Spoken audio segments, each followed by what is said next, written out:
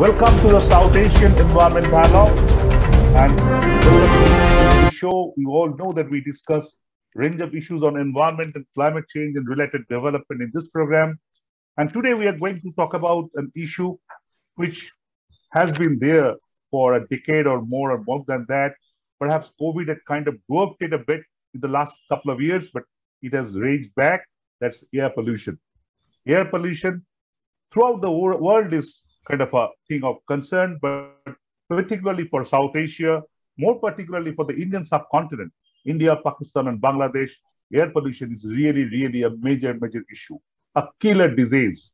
And many say that the importance we show rightly towards COVID, we are not showing towards air pollution. Now, air pollution, after a bit of a kind of push back during the COVID era, at the peak of COVID, now has come back. So how the governments in India, Bangladesh, Pakistan are coping with it? What is the trend? What is the health impact? We are going to discuss about all this issue on air pollution today. We call it that we are breathing poison together. Are we acting together to stop that? That's the big question. And I have a fantastic panel to discuss that issue. I have with towards COVID my very good friend Anumita Roychowdhury. Anumita is the air pollution expert of the Frontline Voices from India, from Center for Science and Environment, Delhi, India. Welcome, Anumita, to the show. Thank you. I have with me, yes, Anumita, welcome to the show. And I have with me Ahmed Kamruzzaman Majumder. He's the director for Center for Atmospheric Pollution Studies, Stamford University, Bangladesh, Dhaka, Bangladesh. Welcome, Kamruzzaman Saab, to the show. I have with me Debapriya, Dr. Debapriya Mondal, a global health risk expert and a professor in St. George University, London, UK. Thank you. Welcome to the show as well. And I have with me Dr. Akhilesh Singh Raghubanshi. Dr. Raghubanshi is the director of Institute of Environment and Sustainable Development, Banaras in the university. Extremely welcome. I think a lot to know from you because you are from that part of India, which is one of the more affected parts. So, a lot to hear from you. And I have my very friend, Dr. Imran Khalid from WWF Pakistan. So that completes a very good panel. I think we have all parts of subcontinent. And let's start with Anumita. Anumita, this part of the world, India, Pakistan, and Bangladesh, we are the three most polluted countries of the world. If you look at the PM 2.5, the three most polluted. Before going into the specific countries, what is the current situation? COVID has pushed back the concern of air pollution to an extent in 2021, but has it come back? What's your take? So, Jayanta, you're very right. And you know what really worries us, and I'm so glad that you do this conversation now, which helps us to track and understand the unfolding human story around air pollution in this region. Now, what we know and what we very clearly understand is that South Asia, as we always like to say, is the epicenter of the global air pollution problem. And no one living in this region are breathing air that meets the WHO guideline. And not only that, the levels that they're breathing is also several times higher than their national standards. So it's a huge public health crisis that we are talking about. And every year, the State of Global Air report shows us that how this region has the highest exposure and also has experienced one of the steepest increase over the last decade. And even though we have seen some moderate improvement on recent years, we know that this is still among the highest in the world, this region. And India, Bangladesh, and Pakistan, they account for most of the premature deaths in the world and highest rate of deaths among babies. You know, that's the most, in fact, India, where the children below 5 years dying because of air pollution is highest. And very recently we were told that infants, that is the below 28 days, right? So you can imagine that how the womb of the mother is also affected because of air pollution. And within that, of course, the micro situation across the region varies hugely. And what is more worrying is the fact that it is just not the overall pollution level. Our vulnerability is further enhanced because of our poverty, lack of nutrition, and so all these kind of enhances our vulnerability even further, which has been captured by several health impact studies that are being carried out in this part of the world. Anumita, I'll come back to you, but just a quick supplementary question. I know that you've been working on India's data recently. I had the chance to look at the data that you have kind of analyzed. So what's your take? It's India and maybe other countries. Is the pollution trend, which was somewhat going down at the peak of COVID, is coming back to the business as usual? Yes. So for India, we have analyzed the data for past few years to understand the dent that COVID made.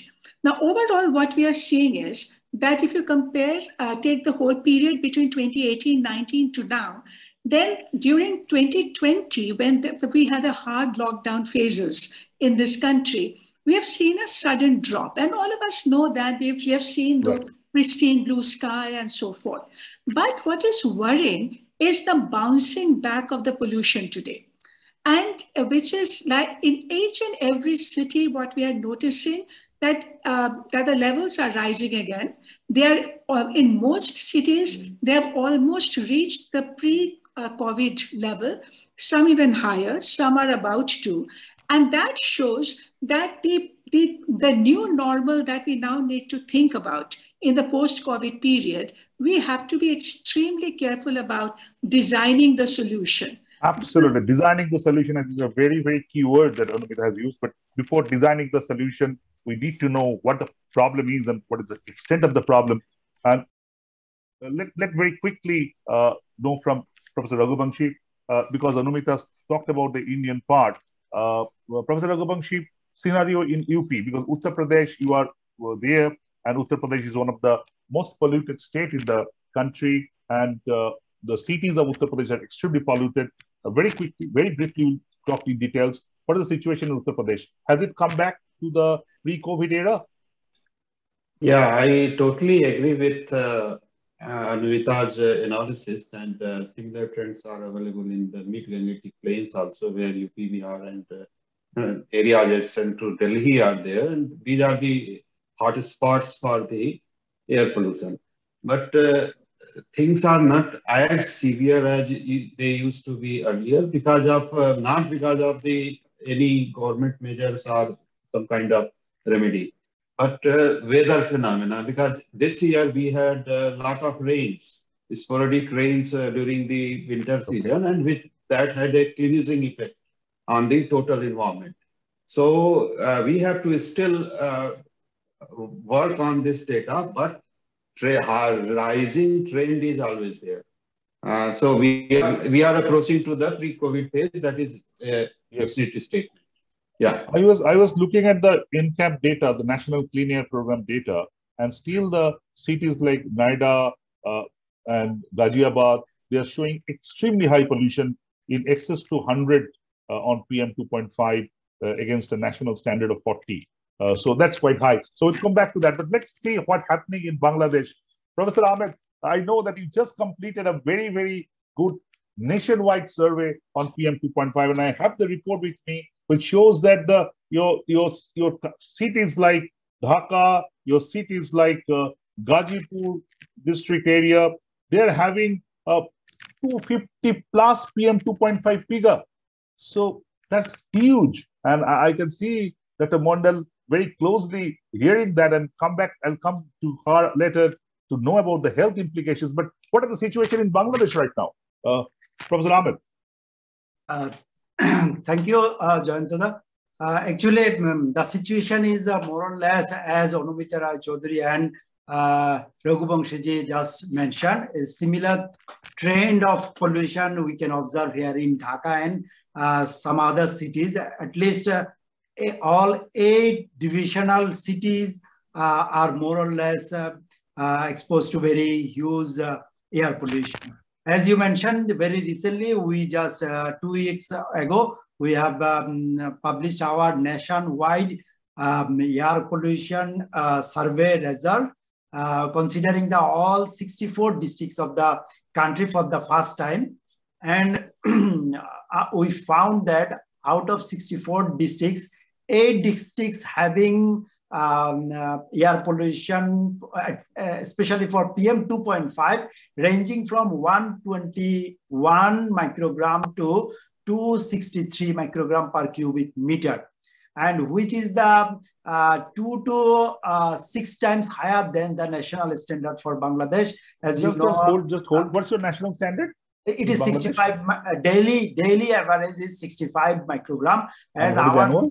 Yes, and our survey we conducted actually during January 6th to April 6th for 90 days survey. So we considered that as a daily. We compared with the daily average of 65 micrograms.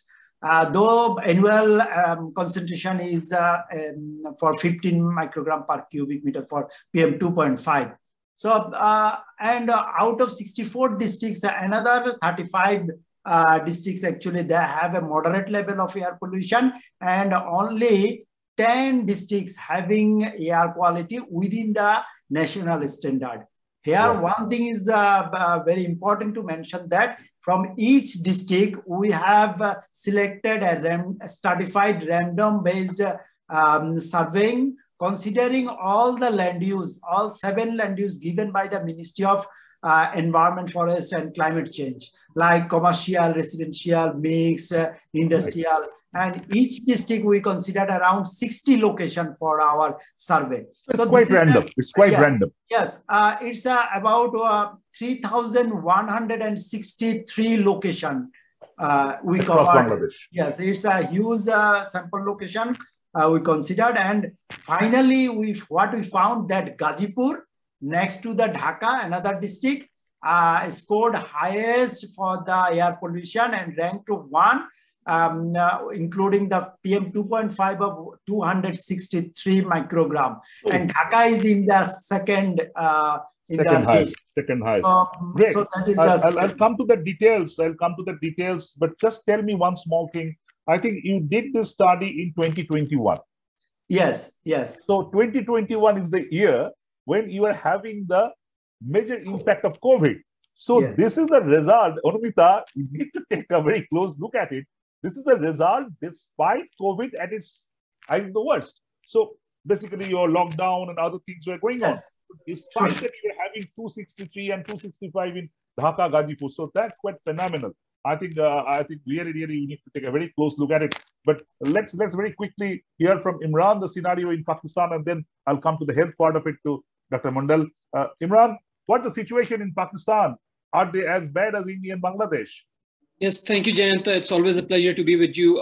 The situation is just as bad as my colleagues have mentioned in Bangladesh and India, if not worse. Talking about Lahore, it has regularly topped the charts, air pollution charts, early, during the winter.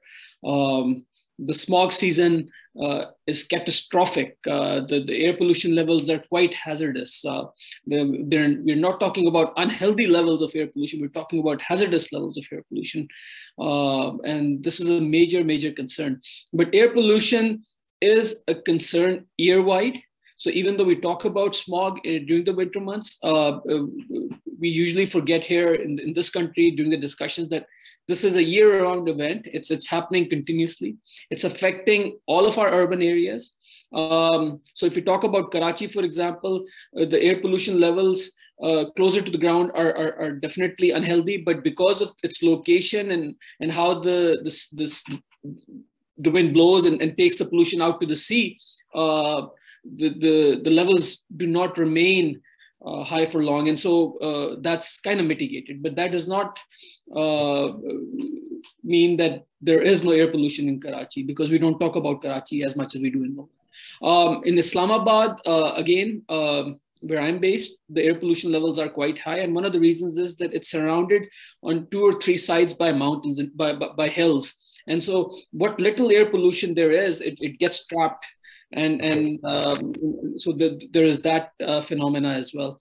In Peshawar, we are seeing high levels of air pollution as well. So definitely across our urban areas, this is affecting us. It's mostly seen in the winter because of temperature inversion, and you see the fog, the smog phenomena, but air pollution is a near-wide hazard, health hazard, a public health crisis that Pakistan is trying to come to grips with. Is it coming back to the pre-COVID period? What's the kind of scenario after this COVID?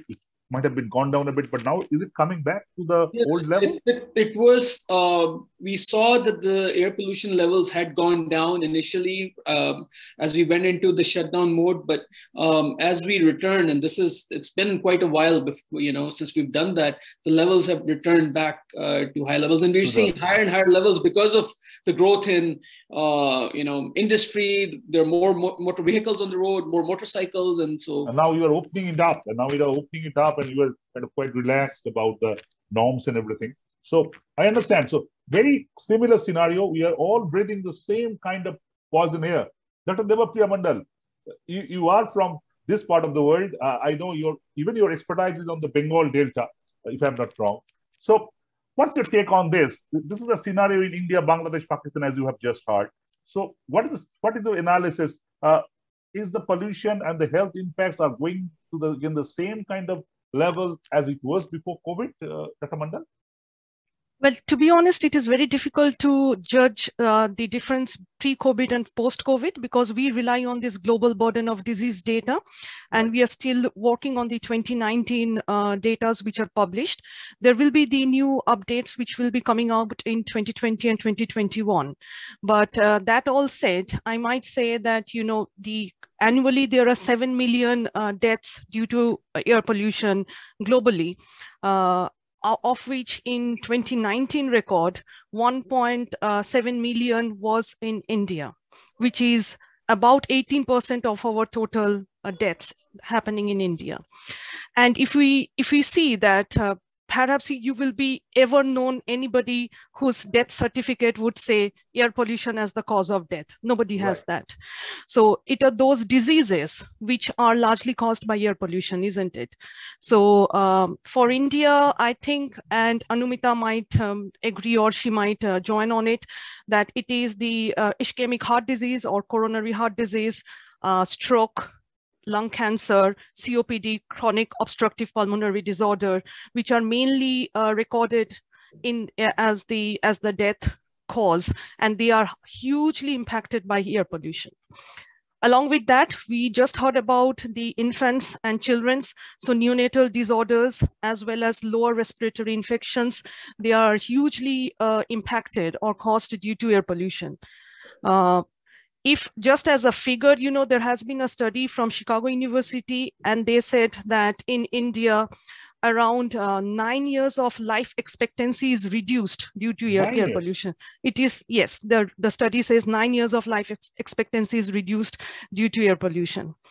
Now, if you talk about COVID, we know that it is a respiratory infection, and definitely a study from Delhi has pointed out that during the month of around 2020 November, there was almost 13% increase in COVID-related death due to air pollution. We know that at that time of the year, the pollution is higher in northern parts of India. So health-wise, it is one of those major adverse health outcome where both WHO and all the other UN nations or UN agencies are kind of putting their steps forward to say that, look, this is something which is needs to be looked out, and we need to find out policies and solutions to stop this surge in diseases. One of the other things I might mention that apart from all these known evidences, there are new studies which also shows that there are impact to adverse pregnancy outcomes. So low birth weight in children where mothers are exposed to pollutants, as well as cataract due to household air pollution, tuberculosis. So hardly we can think about those diseases which are common in India that may not have a link with this pollution, because as you mentioned, and as rightly mentioned, that 99% of all Indians breathe in the air which is above the WHO limit of 10 microgram per meter cube. Yeah. Just very interesting. I think I was hearing you, and I really would like all the panelists to comment when they will come back. talk. You mentioned just now that air pollution is not being mentioned in the death certificate. There are diseases, but air pollution triggered that. Now, I would like to kind of draw a parallel with the COVID. When the COVID initially happened, and we all know that comorbid patients are being more affected by COVID, initially, a lot of states in West Bengal, like West Bengal and others, were not including the COVID comorbid patient under the COVID list. Then the judiciary said, no, nothing doing. As because they are being all COVID patients, you have to put it under COVID. So that's why you are getting such a huge figure for COVID. Now the point is, if that can happen for COVID, Anumita, why that can't happen for air pollution? Because we can jolly well understand when you have every day in the morning newspaper, the number of patients of COVID, the number of deaths, it automatically triggers the administration to some kind of a work.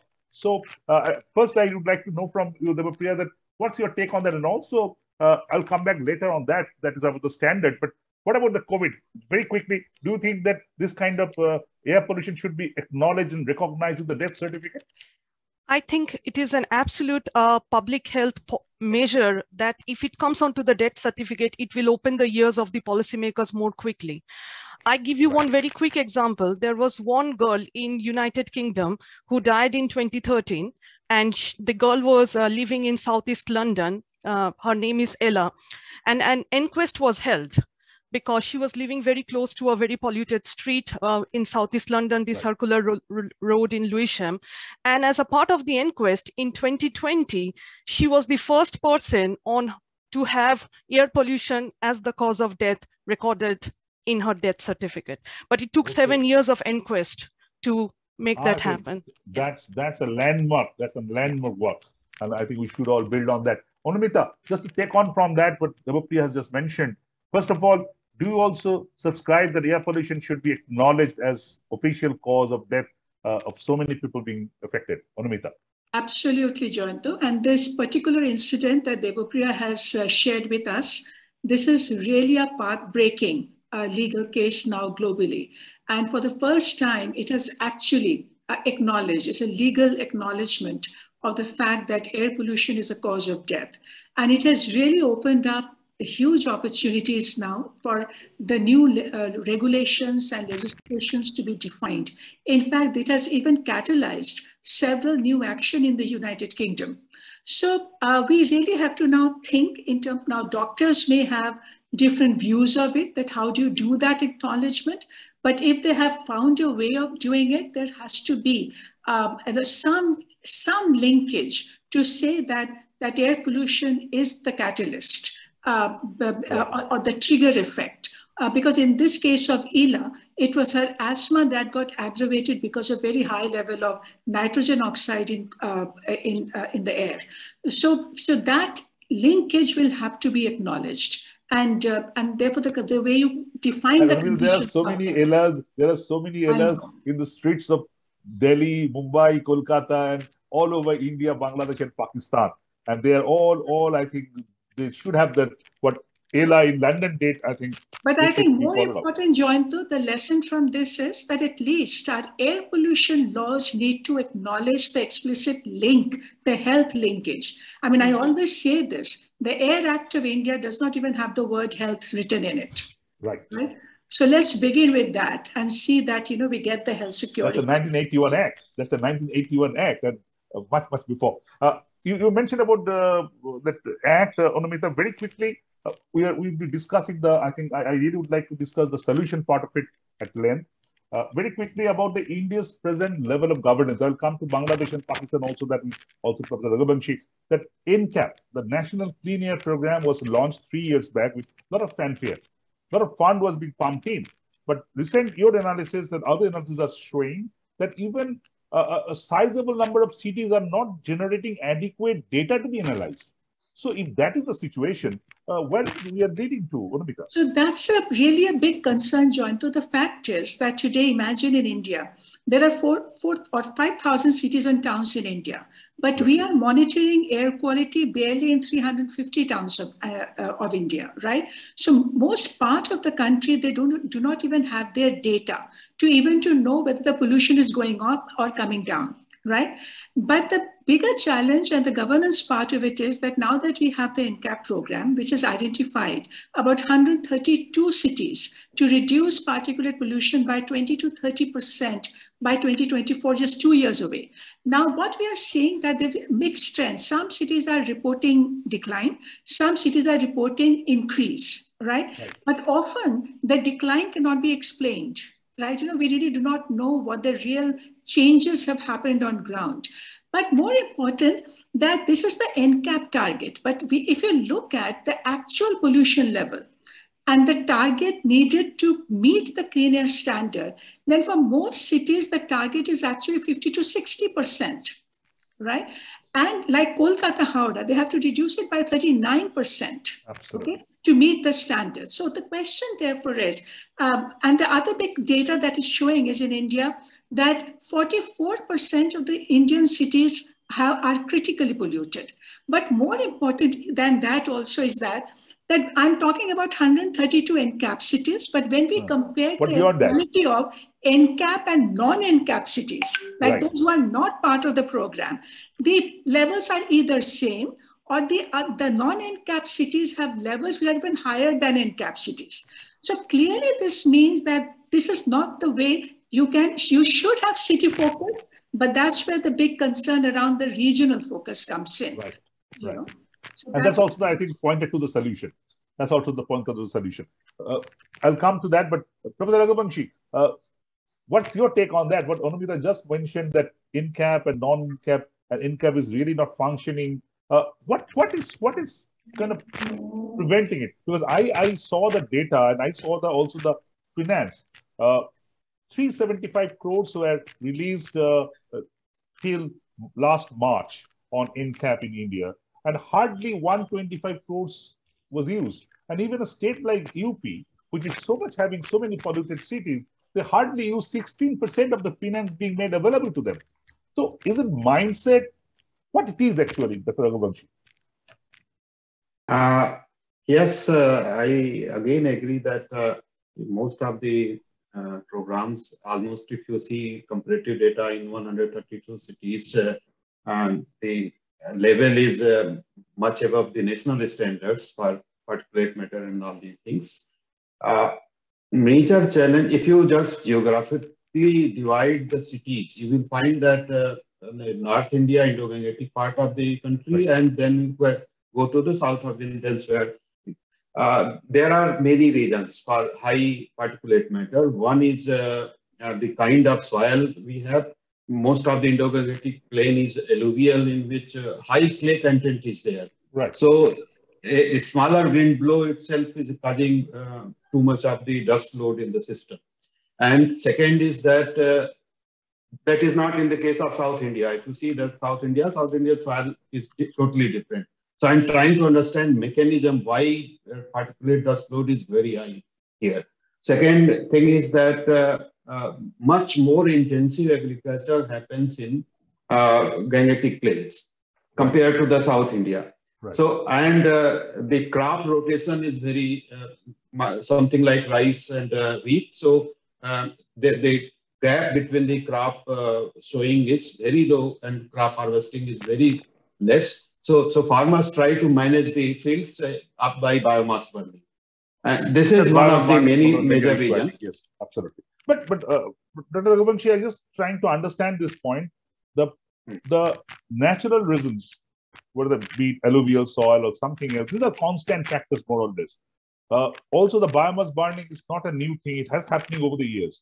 But despite everything, during COVID, we understood how much the level can come down if not the cars and industries that they put pollution. Yes, I was coming to that point. I was coming to that point only, that if you just remove that constant, then major contributor is fossil fuel burning. Either electrical power stations are there or vehicular pollution is there. Right. So during COVID period, power consumption was reduced, but power stations were never shut down. So that is again constant. So only constant was vehicular movement.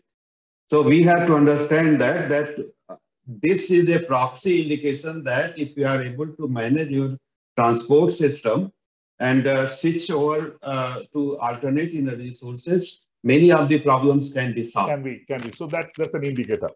Fine. Yeah. I'll come further on that, but let's understand. Let's first go to Imran, because we are talking about the northern part of India, and Imran, Pakistan cities across that northern part of India are equally polluted. If you look at the 10 most polluted cities in the world, as per PM 2.5, that whole block, if I'm wrong, please Anumita correct me, I think the block in the northern part of India, Delhi and around, and also the Pakistan adjoining beyond border, is the most problematic area. So what's the government doing, Imran, on that front? So we had a Pakistan Clean Air program starting in 2006 that tried to address some of the air pollution concerns at that particular time, but then due to lack of capacity, lack of political will, it fell by the wayside. So there was a lot of investment in air pollution equipment, human capacity. People were sent and trained abroad, but then this was something that was being run with the help of JICA. And once the finances stopped coming in, the government did not pick it up, because that was the understanding that once the finances from the Japanese would stop, it would be the government that would take this mantle up and continue with it. Unfortunately, that did not happen. Even I don't understand, it also happens in India. Japanese have to fund for our lungs. We have to save our own lungs. If Japanese don't fund it, we have to save our own lungs. Exactly. Japanese to fund and stop us choking. This is exactly what needs to be done. I mean, when it comes to clean drinking water, air pollution, or waste, these are local issues that need to be addressed locally. Yes, climate change is a different thing, and there perhaps we can talk about who the real polluters are. But when it comes to environmental issues such as air pollution, it's we have to take up this mantle. So this stopped working in 2012, and so a lot of people who were trained, they found jobs in the Middle East. Come 2016, the smog crisis started to appear back up again, and it was something that we saw regularly. And then the government developed a smog commission, in which it brought in scientists and policymakers, and then they developed a set of guidelines saying, look, you're relying on Euro 2 fuel standards, which Europe stopped using back in the 90s. And so right now it's at Euro 6 or Euro 7. So you have to improve your fuel standards. You have to stop waste burning. You have to stop stubble burning. We have to ensure that— Is it happening on ground? Is it happening on ground? Unfortunately not. The data shows that it's not. So we're totally lacking in implementation. Lacking in implementation. That's the takeaway from this particular part of yours. And let me go back to Dr. Mondal. Dr. Mondal, we heard that how the air pollution is impacting health and all. I really would like to bring here the standard. The WHO PM 2.5 standard has been reduced to 5. If I'm not wrong, 5 microgram. And our standard, I think Indian standard, annual standard is 40. I don't know about the Pakistan and Bangladesh standard, but I was told by Professor Ahmed that the standard in Bangladesh is 65 for Delhi. That's it, Ahmed? Yes. 65. And for annual, it is 15 microgram per cubic meter. Annual, how much? 15, 1-5. Annual is 15. Anumita is such a different across India. And what about Imran? Any idea about what's happening in Pakistan standard? What's your standard? It's 35 micrograms per meter cube. I think that might be the 24-hour average. 35.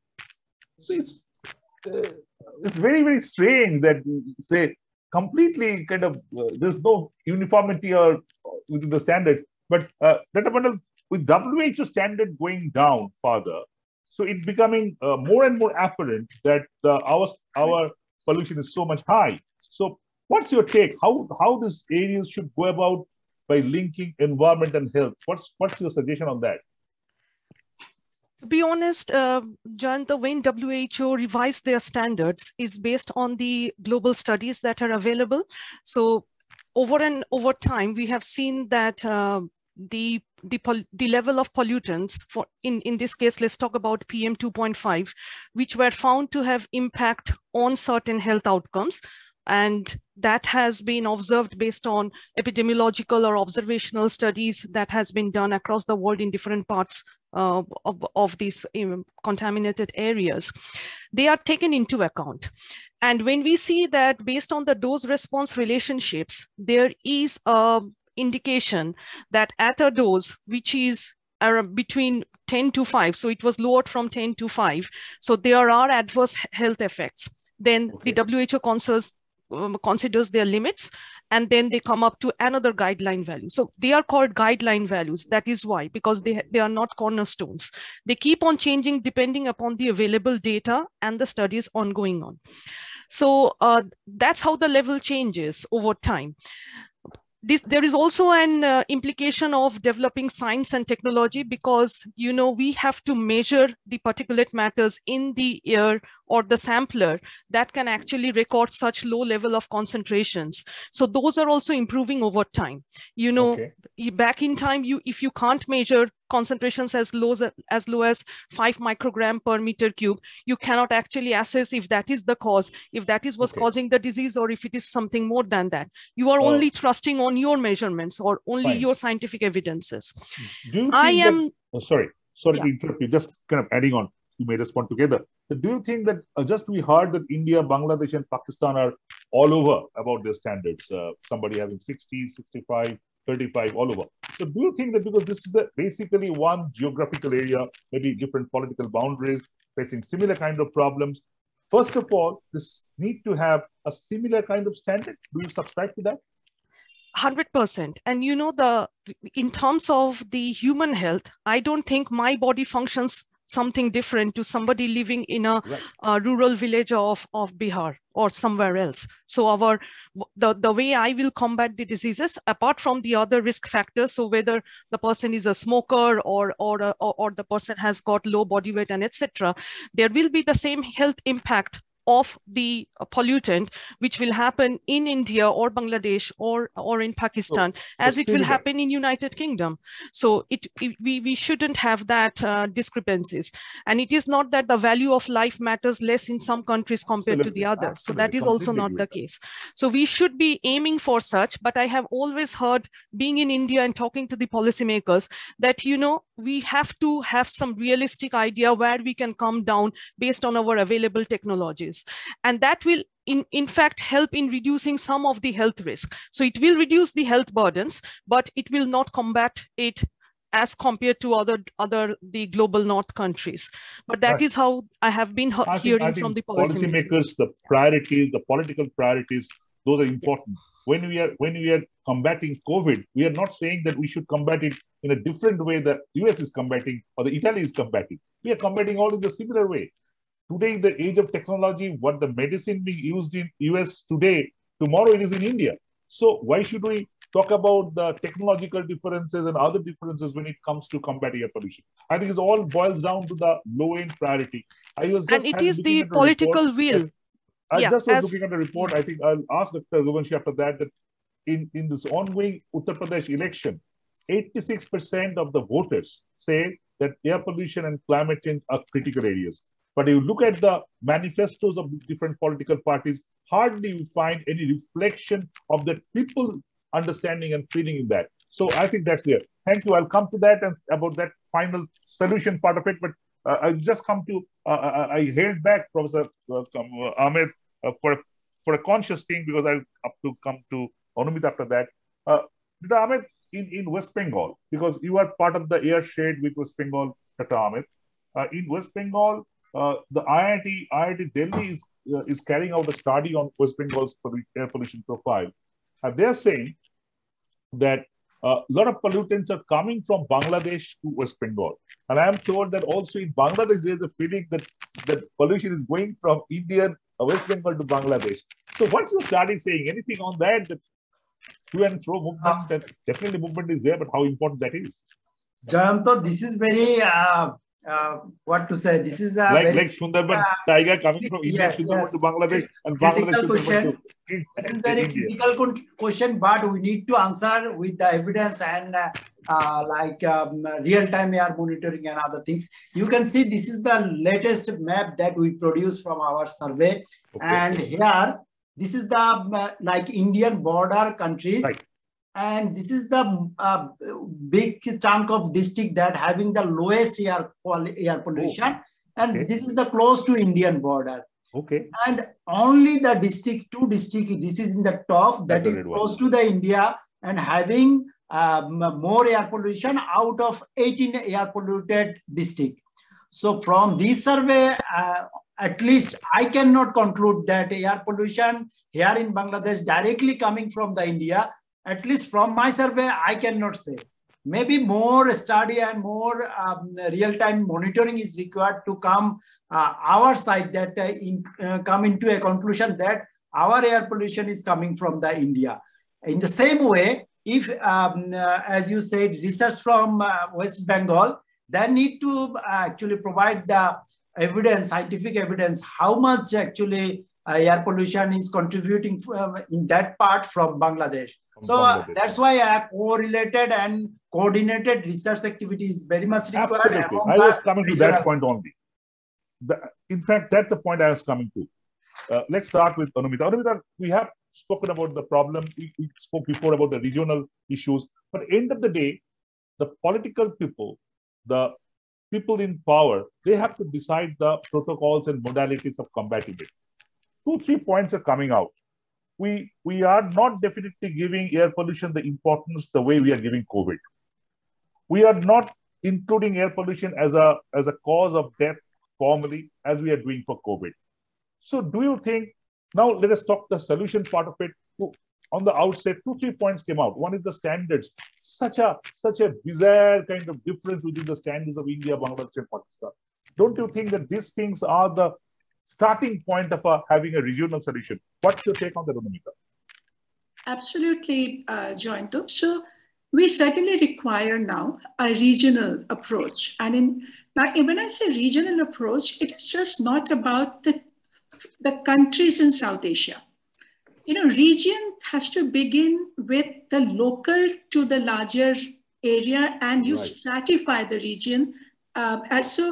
Just to exemplify that, let me tell you, today in Delhi, the kind of assessment that are happening with the Indian Institute of Tropical Meteorology and others, so they tell you that how much pollution is coming from immediate NCR, from the other states and beyond India, or larger other parts of India, right? So you have stratified the flow of the pollution, which is quite logical.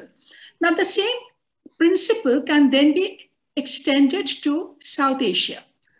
But the point here is that we need a regional airshed or air quality management strategy. Now, when we say that Delhi is receiving it from outside, you also have to calculate how much Delhi is contributing to someone else. Now, when we looked at this kind of things globally, we now know that already a lot of legal approaches and regulatory as well as inter-country treaty-based approaches have been adopted. And even if you look at the US Clean Air Act, it provides for what they call a good neighbor policy in their Clean Air Act, which means that the states or the cities, when they're preparing their Clean Air Action Plan, they have to account for their impact of the sources that are within their jurisdiction on the downwind side, areas, right? So if Kolkata is preparing its plan, it should account for the impact of its sources on the region which is downwind from Kolkata, right? Now, so these are codified. And similarly, Europe has a transboundary treaty on air pollution. Now, today, when I'm told that Indian government and also the South Asian governments are interested in developing, in fact, revamping the Mali Declaration. And so if that happens, that is certainly a good forum where we should be able to therefore look at that what kind of strategies that we need to take up. But more important, I often see a confusion about whether government is giving enough money for air pollution control or not. Often people do not understand that one part of the allocation is for the air quality management science, that is monitoring, source apportionment studies, inventory studies, modeling. That's one part. But mitigation is not one bucket. Mitigations are multiple buckets, which means the allocation made for waste management, for industrial pollution, for renewable energy, for vehicle transport. What we have to ensure is that while the budgets are being made and defined, the scope of the action will have to be defined to align with clean air indicators.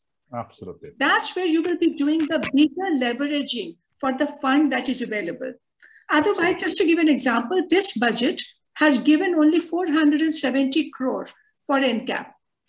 But a lot more money has come for waste management, for transport sector, for the renewable energy sector.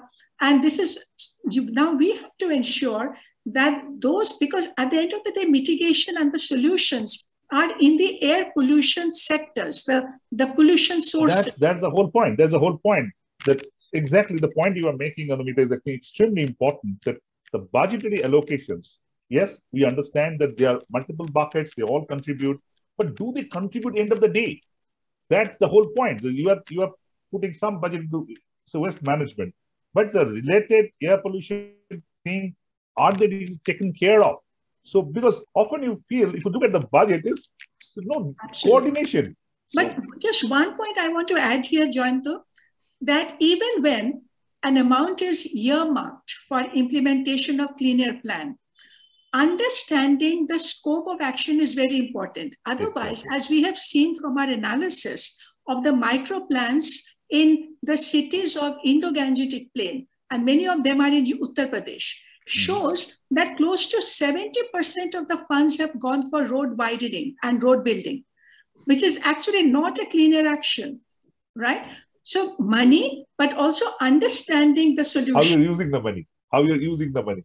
For example, when we are talking about Ganga kind of cleaning, most of the money go for the beautification of the bank, not really anything else. So, Dr. Raghubanshi, Anumita has pointed out some pointers at how the regional thing can be done. And she mentioned about what's happening in Uttar Pradesh, you are widening the roads and all that. So what's your take on that? How it should be about?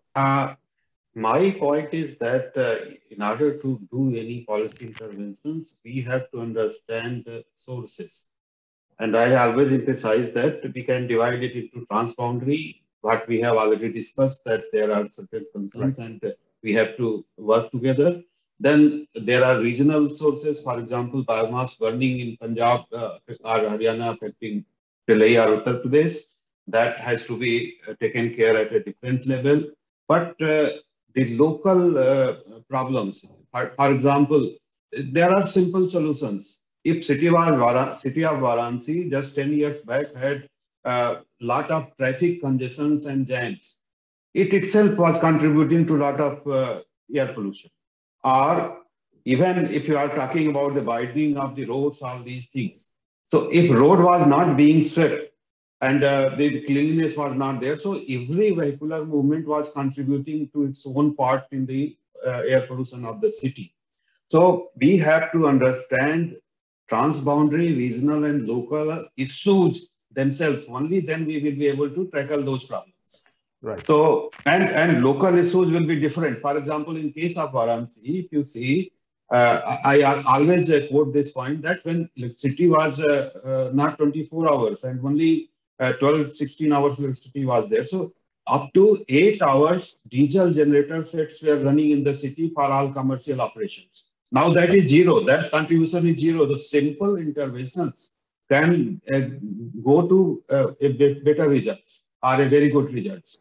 And similarly, if you see just 5-10 years back, if you walk in on the roads of city of Varanasi in the lanes, you will find that most of the tea stalls, they were using coal in the morning. So when you start walking in the morning, you will find that your lung is choked with the coal smoke. which is coming from these tea stalls. So Absolutely. interventions were there, and it was removed. So I completely agree with you that you were saying that transboundary, regional, and local, all three tiers we looked at.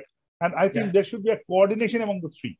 It cannot be standalone. There has to be a coordination among the three so that you can be going there. Absolutely. My point is very simple. That smaller interventions, which is having the highest, Varanasi is the city which has the highest improvement within the Indian polluted cities as per the last INCAP report.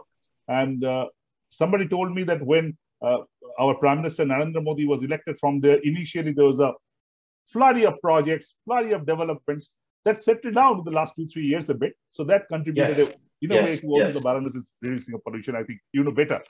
Very quickly, we have just 5 minutes of time. Very quickly, first to Professor Ahmed, and then I'll come to Imran, and finally I'll end up with Debapriya.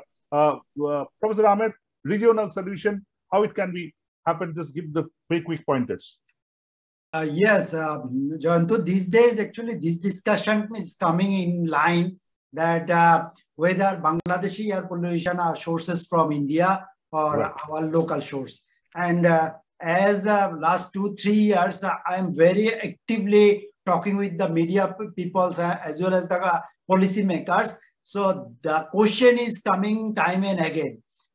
But from the government side, no initiation has been taken to identify the source, like at least for, as Anumita said, source apportionment study for Bangladesh, even the states close to the Bangladesh border. So that need to be addressed very urgently, and for that actually a regional cooperation as well as a regional holistic and coordinated research work is very much important for regional coordinated apportionment.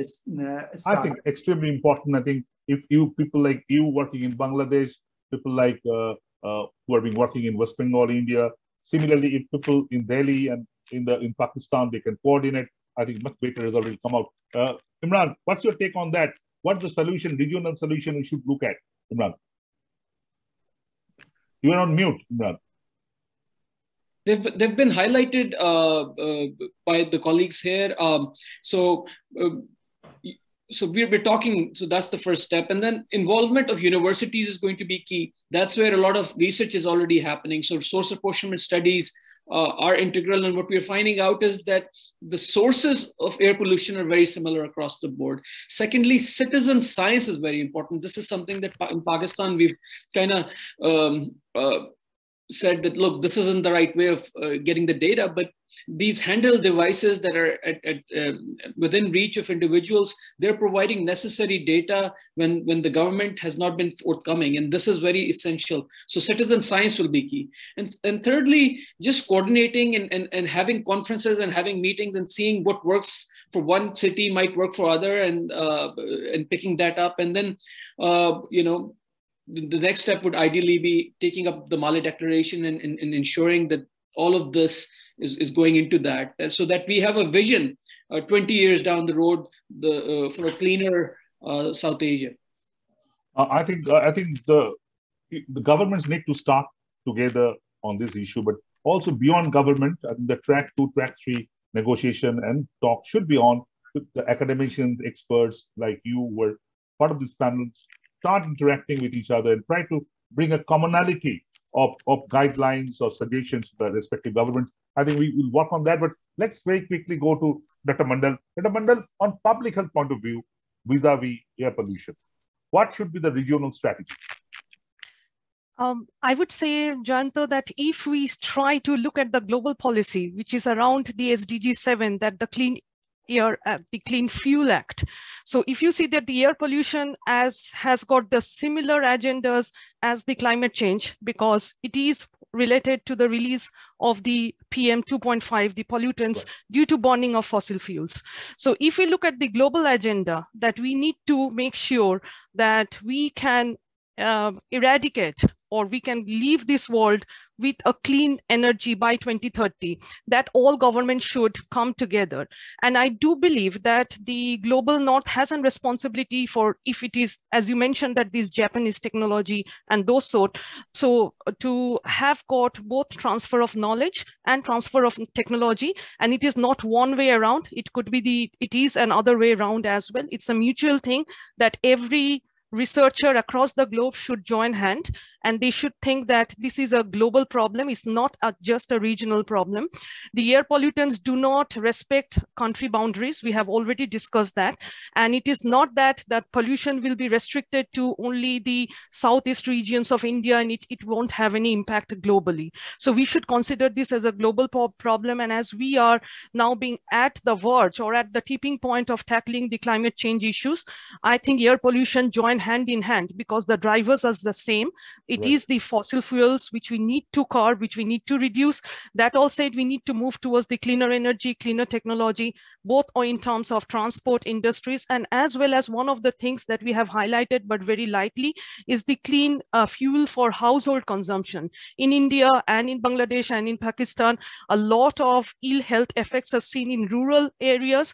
We do measure the contamination levels only in cities, but the rural areas should be considered heavily, because that is where the half of the global burden. So when I mentioned this 7 million deaths from air pollution annually, 4.2 is from ambient air pollution, but 3.8 is coming from the household air pollution. So that should be also given equal priority in the. I'm extremely thankful, Dr. Mondal, for raising this. Perhaps we raised it at the end, and perhaps we have to do another program to discuss this, because sometimes we have a mindset that all air pollution is urban. But the rural pollution, the semi-rural, and the indoor pollution you just referred, I think, huge. And if you look at the casualty figures, you'll find that how the rural pollution are being affected. I'll end up with Anumita. I've been provoked by this all extremely important comments. That Anumita, post-COVID, post-understanding how this whole regional dynamics are working, global dynamics are working in combating public health emergencies, don't you think that now air pollution should be acknowledged as a public health emergency? Do the needful to be acknowledged formally at death certificate level or whatever level?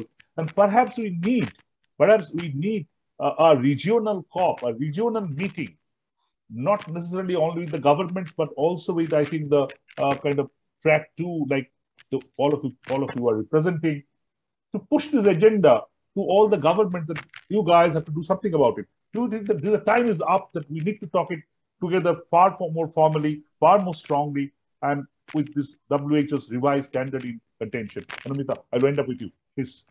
Absolutely, Jayanta, because what we need to understand now that regionally, even though we are at different levels of the problem, but it is now important for us to sit together and chart the next generation action that is needed. Clearly, we have all evolved to some levels. Somewhere we have seen more local action than others, but gradually we are moving forward. It is therefore very important that we should now begin to look at an integrated and a harmonized framework at a regional level to be able to coordinate a lot of our action. And when I'm saying that, it is important to know that even in terms of market, in terms of trade, we are connected. Today, Nepal is importing its entire fuel from India. So if India has already reached the BS6 emission standards, it does not stop Nepal from also elevating it to that level. And that regional harmonization is important in each and every sector, and so that we also have a shared understanding of what the solutions are. But that will require, it needs to be backed up with some kind of a, I don't know whether to call it legal, regulatory, but we need a more committed framework to be able to do that, because a lot of technology transfers happening. So if we can develop our local regulations and local benchmarks and make them stronger, then the technology uptake, solution uptake will be quicker. So therefore, it is like I'm seeing this in Africa already, where they are talking about regional harmonization of emission standards for vehicles. Now that gives the scale of economy to the technology, the new generation technology. Right. So that's where it is. And overall, therefore, I would say that while we need to build that regional framework, it is important that we inform that what are the next generation solutions that we all need to understand better. So which essentially means, like Debapriya has already hinted at, she talked about, one is the big energy transition that we are looking at, and at all sectors, including the household sector. Right. Second is the mobility transition, but again, mobility not only in cities, even the long-range freight movement, passenger movement, all that will have to be part of this. And the big circular economy of around the waste, that will have to be developed. But the time has now come for more targeted reduction. We need legally binding targets for reducing pollution that has to be accountable. Absolutely. And the national laws will have to be defined with strong compliance and deterrence mechanism. Absolutely. I think absolutely. I think, Anumita, you completely summed it up the way it should have been. I just would like to thank all the panelists for being part of an extremely important discussion. And I really, really strongly feel that this discussion needs to be taken forward far more formally at the regional level to push the respective governments. These are the three countries where millions being affected, being dying due to air pollution. But unfortunately, the governments are, I'm sorry to say, mostly giving lip service. They are being framing plans. I was told, just Imran told that 2006, Pakistan came out with the National Clean Air Program, and that was abandoned after a few years. India started 3 years back, not really reaching where it should have been. Bangladesh, the data clearly showing that how bad the situation is. The governments, I don't know whether there's a mindset issue, or they feel that if they emphasize more on air pollution, then perhaps the development, so-called quote-unquote development, will be compromised. I really don't know their mindset, but they may be acting together. But I think we should leap out of the COVID, the way COVID been responded, officially acknowledged, COVID list, number of deaths coming out in the paper every day, and perhaps more regional. I go with Dr. Raghubanshi's pointer, the transboundary, regional and local, and needs to be coordinated. But that's the way forward. We will look into it closely. We'll continue to look at it. But for today, thank you. Thank you for your time. We conclude here. Thank you. Thank you. Thank you.